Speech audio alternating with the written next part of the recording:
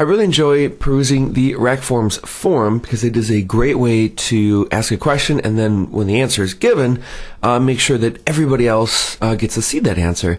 And so I was going through the forum and I saw this question right here. And the basic summary is, how do we populate select items with data? In this particular case, there's a particular requirement for that data. And that requirement is that we want to populate a select field of products if they are published and if they belong to a certain post category. Now, this is in relation to WordPress as well. So there's a little bit more inside baseball going on here. I'm going to answer it just from a RackForms perspective, and then hopefully with this answer, we'll be able to start moving forward on the full implementation. But at the most basic level in RackForms, we populate a select item in several different ways. So if I add one to a form, the most straightforward way is using the item options right here. And so we just have by default an item that says select, and then we could just click this button to add new options. So here's option 1, here is option 2, and we can actually see these options being populated in real time in the editor. And of course, if I build the form, we get those two options set right here. But that's not the only way that we can build it. So we also have some items or some options. So I can have a multiple select size option for this. So we can have users have the ability to select multiple items. We can have select item text-based list. So that just means I can just type in my options. And so now when I build the form, we get option 2 and 3 right here. However, these are also chained together. So if I go back up here, here is option 1. And if I build this, we get option 1, 2, and 3. So they basically go from top to bottom. So any options that I want to populate here, I can just add. And then as we go down the list, these items will get populated as well. We also have range select items. So I can use the PHP range function to automatically create a range for me. So I could say range 1, 10. And now the select item will be populated with numbers 1 through 10 just by using that range function. And this is really handy, of course, if we want to populate dates. So if I want to have something like an age gate, and I want the starting date to be 1970 and go up to the current date, I could do something like this. And then instead of having to type all those numbers, I'm just going to get something that works like that. So it's a lot easier to do that. And again, this will populate along with any other items that we've populated in the select base list and in the regular item options. We can also use a custom array. So we can grab an array of dates, and then I can just put in the name of that array as a raw PHP variable. Of course, this is more for more advanced users, but we could basically just copy and paste an array that we've created earlier, put that in the PHP top code block, that is by selecting the page and then clicking this guy right here, PHP top code, and I just create an array, and then those are the values that will be used as well. So from the most simple to something that an advanced PHP developer would use, we can populate all those. However, that's still not all.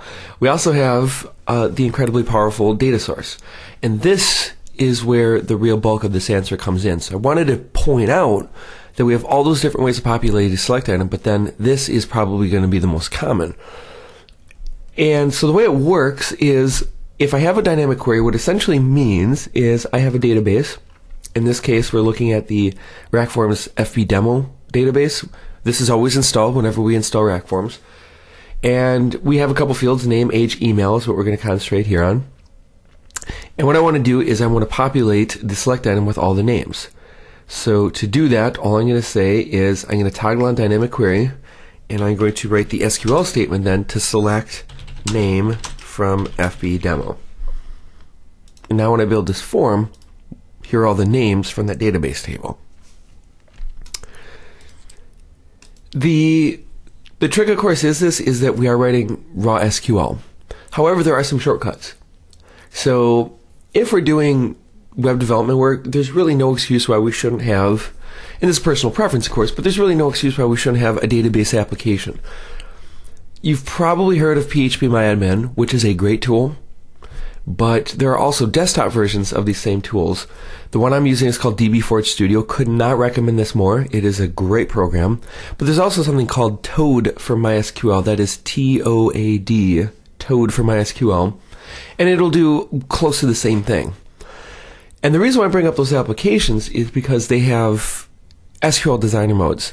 So if I click New Query here, I can actually just select a table, and then I can click a field, and then if I go to this text mode right here, it's actually going to give me the SQL that it's using to select that. And so if you're not comfortable writing SQL, as long as you're comfortable with drag and drop, as we are right here, dragging a field on and then just selecting which field we want, we'll get the SQL that we need to write. And I should also point out that at some point RackForms will have the ability to do this as well. But the trick is, because Toad for MySQL is free, there's really no reason why we can't just download that, install it, and use that for running our queries. And then you get a lot of other benefits too. I should be clear that it's not just that we can use it as a shortcut. We can also then manage all of our databases in a way that's probably going to be a little bit easier than using PHP-MyAdmin to do that. But that aside, the point is that when we use this SQL, we get, as we saw, all the names in that table. Now, I should point out that there is, and this is slightly more advanced, but there is going to be the need at some points for us to have different values for the name and the value. And a good example of that is when we're selecting state names. So I'm actually going to erase this right here, and you'll notice that we have a few predefined queries here. And so I'm going to select US states right here, and you'll notice it says name abbreviation. And so we're actually selecting two columns now. We're selecting state, and then we have a comma, state abbreviation from FB states. Now what's key here is that, as this little hint shows right here, this might be a little bit tough to see on the video. Make sure you're watching this in full screen. The idea is that we can display things as label value. So if we just have one column that we're selecting, the label and the value are the same. If we have two columns, the label is going to come first and the value is going to come second. So what does that mean? Well, if I run this query, you'll notice that I have all the state names here. So that is the first part of the query, the select state. So if we go to FB states, here is the state, right? So we're just selecting the column. But then we've also selected state abbreviation. So where's that at? Well, if we go into Firebug, and I use my HTML source view right here, I can actually pluck down into the actual raw values, and you can see now that the value is indeed the abbreviation, right? So the label is Alabama, the abbreviation is AL, right? And of course that's exactly what the state abbreviation is. Why do we do this? Well, there are going to be times, and again this is more advanced, but there are going to be times when we're going to want to display to a user, let's say a username, but the value that we actually want to pass to the database is going to be the user ID. And we do this when we're relating two or more tables together. Of course, we have to be careful that we don't want to break any security protocols. So if a user's ID or some other ID is supposed to be secret, then we wouldn't, of course, select that. But if we have something like state name and state abbreviations in this case, this is probably the value that we want in the database. Because when it comes to databases, especially large ones, saving space is really important. And so using just this AL instead of the full Alabama doesn't make a whole lot of sense for 100 or 100,000 rows, but if we had millions of rows, those savings do add up after a while. Of course, it should also be said that we also have the state ID field right here too.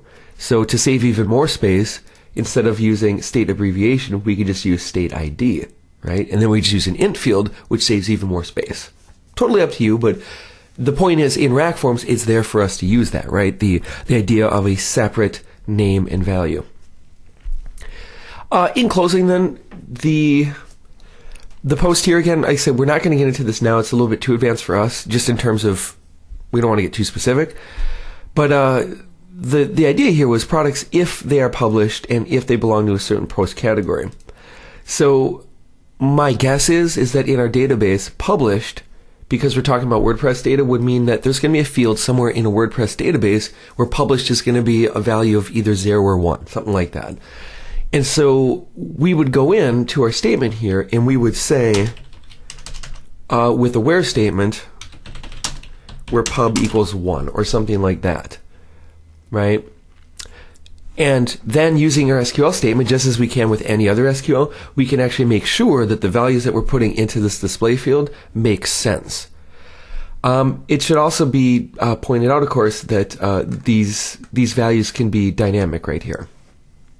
So we can use parameters here just by using question marks, and then we can put in, let's say, a form field earlier, and then this would become the value of this question mark right here. So fpub means it is a form field of publish. So in other words, we would have a page in our form before this, right, where we would ask if a post is published. And then this field name would be pub. And again, I realize this is a little bit advanced, but this form field would be called pub. And then in our select statement, that fpub field, that means grab the form field value of this guy right here. And then, again, this is a text box, but if this is a select item that was 0 or 1, then we would be forcing passing a 0, 1 to this using a nice, safe, parameterized query. Again, that gets a little bit advanced. I didn't want to cover too much on that. I just wanted to kind of toss it out there, because if you were following up to this point and you're a developer, just know that you can do that kind of stuff, right? We can use parameters in our queries so that we can make this dynamic. And of course, we can do it safely by using prepared statements, which is why we use these little placeholders right here. So anyway, I shall leave it at that.